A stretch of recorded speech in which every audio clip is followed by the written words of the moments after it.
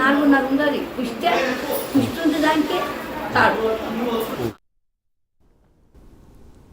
ఉమ్మడి నెల్లూరు జిల్లా వెంకటగిరిలో విషాదం చోటు చేసుకుంది. అమ్మవారి సేవలోనే ఆలయ నిర్వాహకుడు ప్రాణాలు విడిచాడు.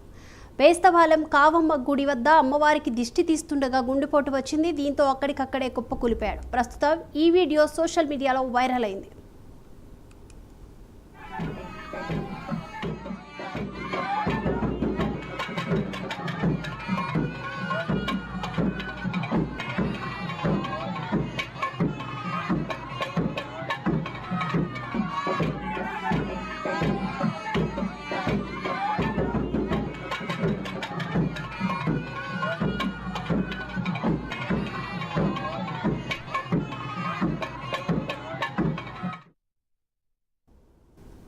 మహబూబాబాద్ జిల్లా గార్ల మండలంలో మద్దవంచ పంచాయతీలో ఉపాధి హామీ పనిలో జరిగిన